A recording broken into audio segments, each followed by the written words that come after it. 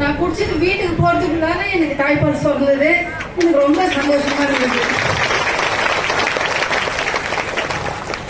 அப்புறம் இந்த குழந்தைக்கும் நாங்க கொடுத்தோம். இது வரைக்கும் இவங்க ஊசியும் போட்டதுல டாக்டர் கிட்ட போனதும் கிடையாது. இவங்களுக்கு ஜூஸ் வேணுமா கல்லு வேணுமா கேட்டா கல்லு தான் வேணும்னு சொல்றாங்க. குழந்தையில இருந்து கல்லு குடிச்சுதான் வளர்ந்தேன். இப்ப நான் படிச்சிருக்கிறது பிகாம் முடிச்சுட்டு பிஎல் படிச்சுட்டு இருக்கேன். இதுக்கு எனக்கு வருமானம்ன்றது பனை தான். நான் இதை படிக்கிறதுக்கு உறுதுணையா இருக்கிறது இந்த பனை தான். விவசாயத்துல இப்போ வரலாம் லாபம் இல்லை அப்படின்னாலும் பனையினால ஒரு குடும்பம் முழுக்க வரும்னா இப்ப என்ன நான் வந்திருக்கேன். ஒரு போதை பொருள் சொல்லிட்டு நமக்கு திணிச்சு வச்சிருக்காங்க. எல்லாருமே அப்படிதான் நம்பி இருந்தாங்க. எங்க அப்பாவுக்குமே கல்லுனா ஒரு போதை பொருள் அப்படிதான் இருந்த மனசுல தோணி இருந்துச்சு. எனக்கு இந்த மாதிரி ஸ்கின் ப்ராப்ளம் இருந்துச்சு. அது எனக்கு ரொம்ப அதிகமா இருக்கும். அழுவேன், ஸ்கூலுக்கு என்னால போக முடியாது, எல்லா பசங்க மாதிரி நடக்க முடியாது, படுத்துட்டு இருந்தா கை கால அசைக்க கூட முடியாது. அந்த அளவுக்கு நான் ரொம்ப கஷ்டப்பட்டேன். இந்த கை மடிப்பு எல்லாம் இருக்கும். அந்த கையை இப்படி தொடக்கும் போது ரத்தம் அப்படி வடியும். அதை பார்க்கும் போது எனக்கு மட்டும் இப்படி இருக்குதுன்னு சொல்லிட்டு ரொம்ப கஷ்டப்பட்டு இருந்தேன். அப்புறமா அப்பா படிச்சாங்க, நிறைய படிச்சுட்டு கல்லுக்கு குடிச்சாங்க. தோல் குணவியாதிச்சு சாரி தொழுநோயை குணப்படுத்தும் அப்படிலாம் சொல்லி படிச்சிருந்தாங்க.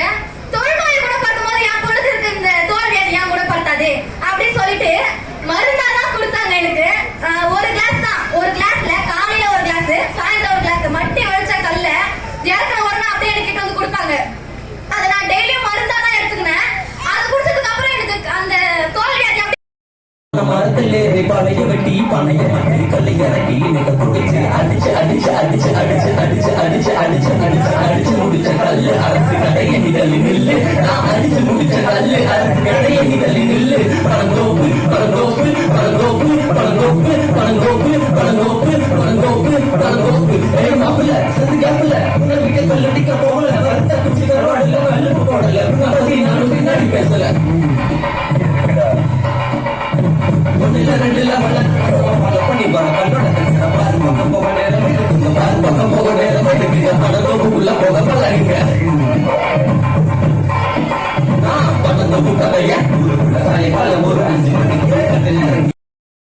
நான் பிஇ கம்ப்யூட்டர் சயின்ஸ் இன்ஜினியரிங் படிச்சிருக்கேன். படிச்சுட்டு அந்த துறையில வேலை செஞ்சிருந்தாலும் என்னுடைய பாரம்பரிய தொழிலான இந்த பனை ஏறுதலை நான் விரும்பி இப்ப அந்த தொழிலையும் செய்துட்டு இருக்கேன். இதனால எனக்கு பொருளாதாரத்துல முன்னேற்றம் இருக்கு.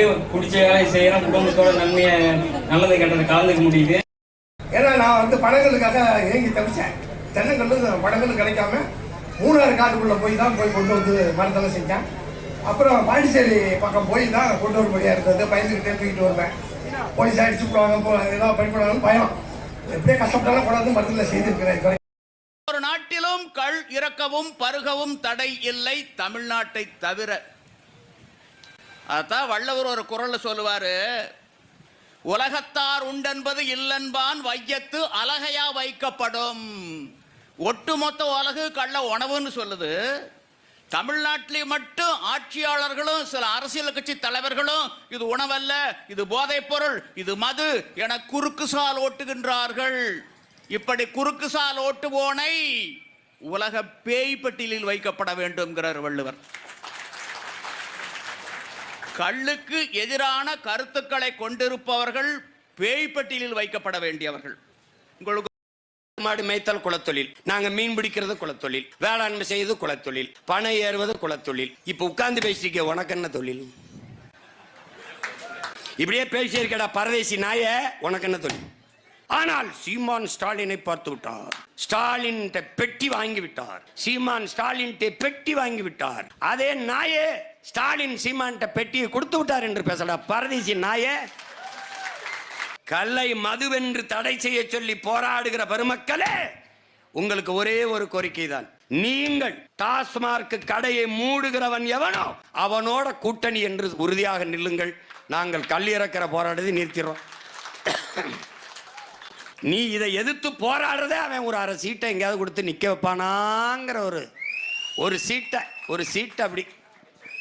வேற எதுக்கு அவர்களுக்கு கல்லை தடுப்பதல்ல பிரச்சனை. சீமான் மக்களிடத்தில் போய் சேருகிறான். சீமானை வளர விட்டுறக்கூடாது. கல்லு இறக்கிட்டாங்க, கல்லு இது அப்படியா?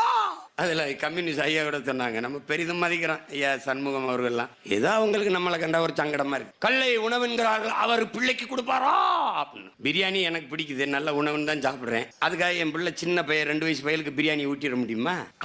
நீ பாராடே, நான் வந்த பிறகு குறிஞ்சி அங்காடி, மருதம் அங்காடி, நெய்தல் அங்காடி, முல்லை அங்காடின்னு வச்சு அரசு பணியாக்கி நான் இந்த நாட்டை தலை சிறந்த நாடா மாத்தல.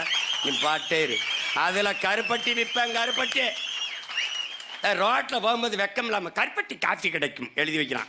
அங்க போய் வண்டி நிக்குது, மயத்துக்கா நிக்குது. அங்க போய் இன்னைக்கு பனை ஏறிக்கு நிக்கிறேன்னா, நாளைக்கு மாடை ஏற்றிக்கிட்டு மலையில ஏறி மேய்க்க போறேன். கோயம்புத்தூர் பக்கத்தில் இருந்தாலும், அண்ணே நீங்கள் இந்த பனையை ஏறி விட்ட மாதிரி இங்கே வந்து ஒரு தடவை தென்னை மரத்தையும் ஏறி விட்டுருங்கண்ணே, ஒரே நெருக்கடியாக இருக்கு அப்படின்னு. இரு கோவைக்கு வரும்போது சொல்கிறேன். அங்கேயும் ஏறி விட்டுருவோம். அங்கே ஒரு மாநாடை போட்டு ஐயா தலைமையில், நம்ம அப்பா நல்லசாமி தலைமையில் போய்விட்டு தென்னையை ஏறி விடுவோம்டா.